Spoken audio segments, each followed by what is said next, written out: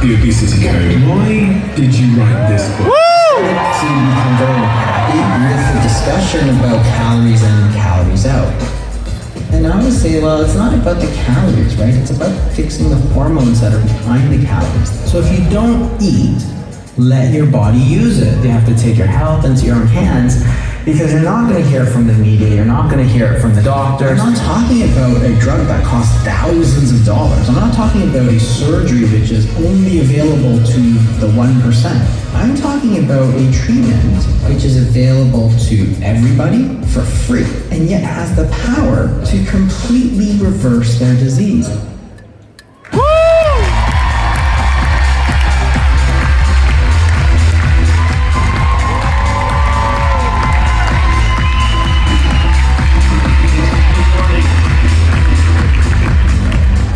Jason, that was a warm welcome. Good morning. It is good to see you. Thanks for joining us. Jason, let's get started. Yeah, Jason, your voice has been one of the most clear, eloquent, and impactful voices in this whole ecosystem of metabolic health. We are so happy to have you here with us today. Thank you. So our audience can get to know you a bit more. Tell us, how did your history of treating patients with kidney disease lead you to more of a focus on fasting as a core therapy for treating disease? Well, it's an interesting transition because, kidney disease, the most common cause of kidney disease is diabetes.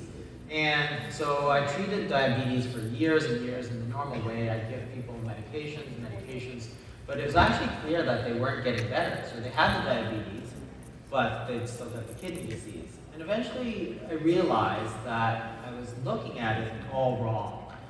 If you have diabetes, which is causing kidney disease, you've got to get rid of the diabetes, which of course everybody said was impossible at the time. But as I thought, well, that's really stupid, because of course it's possible. Everybody knows it. Like, it was just like, if you lose weight, your diabetes gets better. So the problem was the weight loss, not the diabetes, but everybody was insisting it was impossible. That's where I got very, very, very interested in the question of weight loss, because then you could reverse diabetes, which means you wouldn't get the kidney disease, and I wouldn't have to treat them, right, and see them do poorly. So that's where I got into it, and then I started thinking about calories in, calories out sort of thing, as all doctors are trained to do. And then I realized how stupid that really was, because it just made no sense at all from a physiologic standpoint. Like, your body can either, when you take a calorie, you can store it or you can burn it. It's very different what happens with it. And how does your body determine that? Well, it really comes down to the hormones. If you tell your body to store that calorie, it will store that calorie. If you tell it not to store the calorie, it won't, and then it's available to burn. So that's the whole point, and that led me to talking about, and really think very, very hard about insulin, because I think the way that most doctors and the way I had been trained was all wrong. So then I thought, well, how are you going to lower insulin, right? Because if insulin is too high, how are you going to lower it? And that's where I thought about fasting as really the most efficient way to lower it. Yes, it's difficult, but on the other hand, people used to say to me, well, fasting, well, can you do it? Will people do it? I'm like, I'm not here to tell people what they can and can't do. I'm here to tell them what they need to do to get healthy, right? And that was where I really started talking about fasting, about diets, because no other doctors were really talking about it. And it's crazy to me that lots of people have come up to me and said, oh, I watched it on YouTube or something.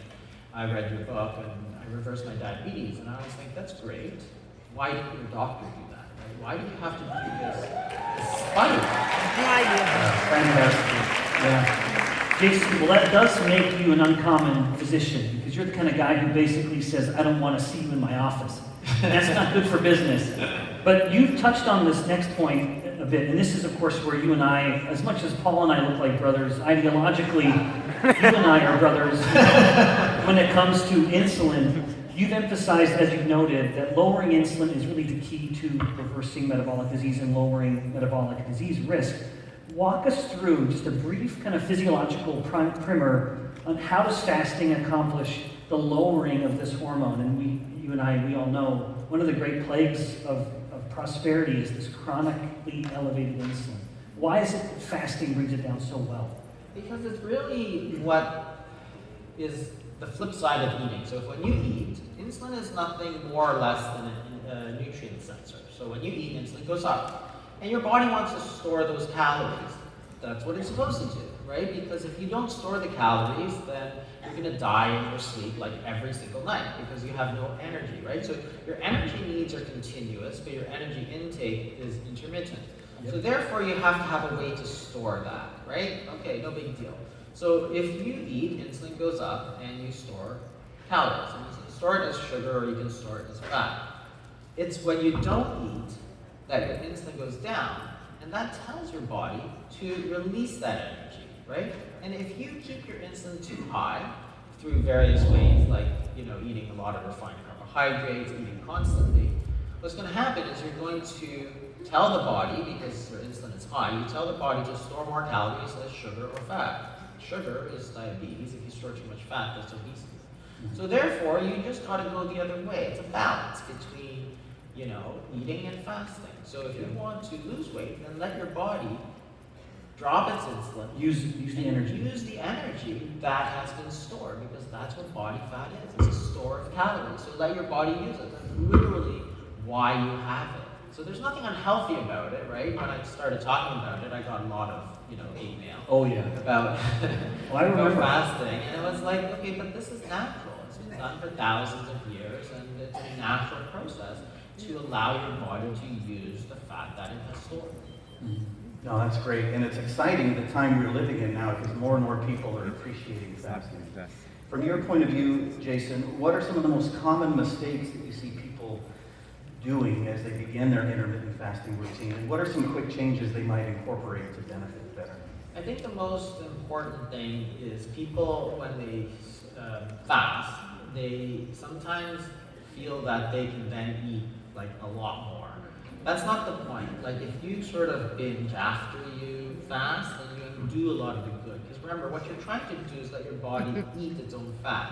So if you don't eat lunch, then you want to eat those 500 or 800 calories from your body fat stores.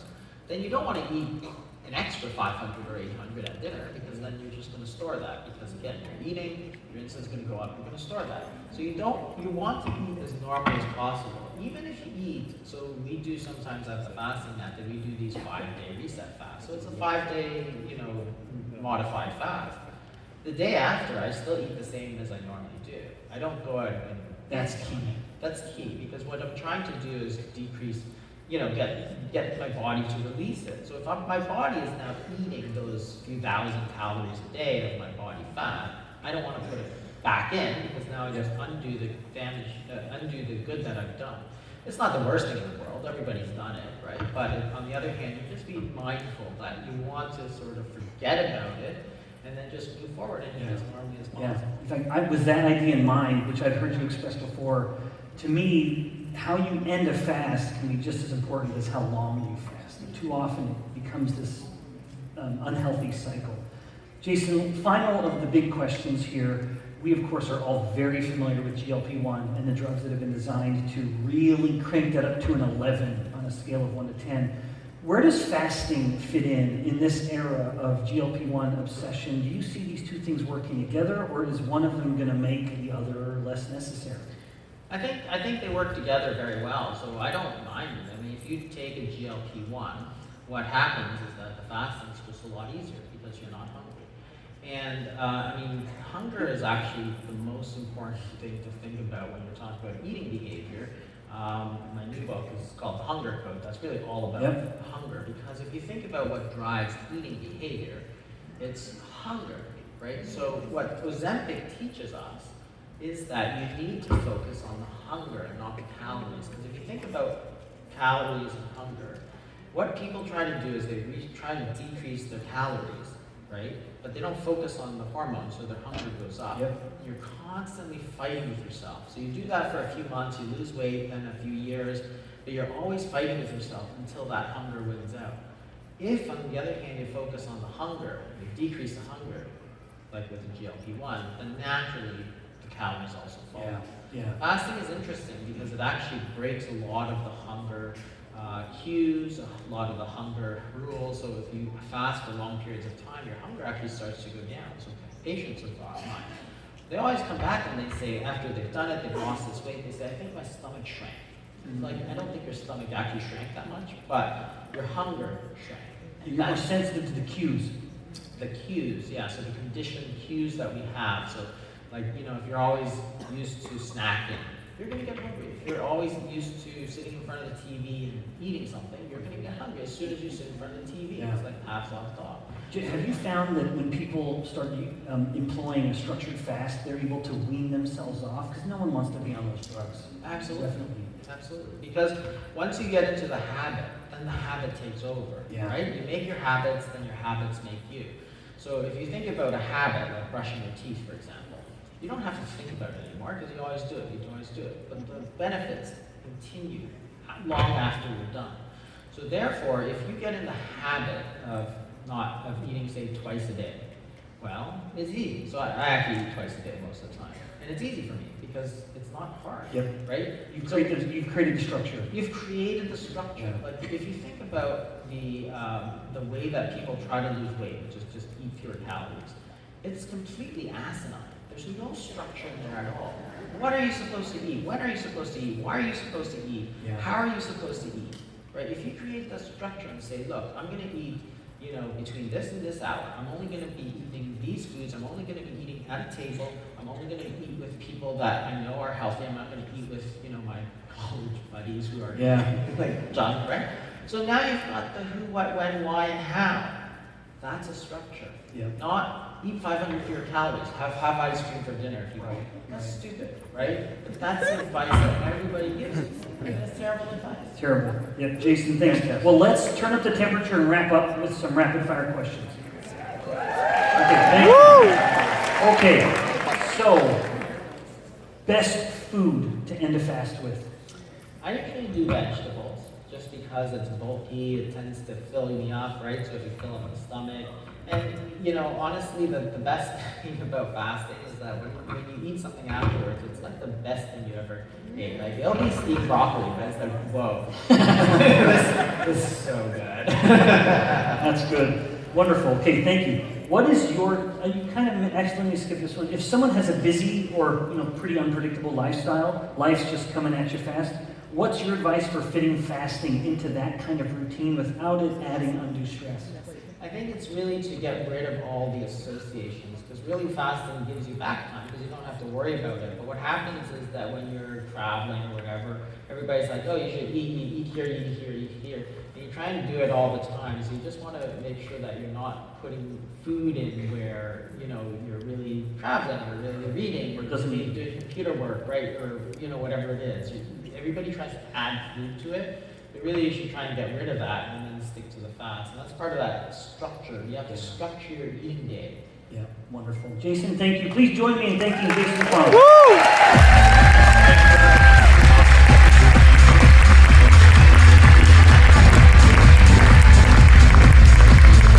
Like most women, you get into your 40s and you suddenly become a little weight loss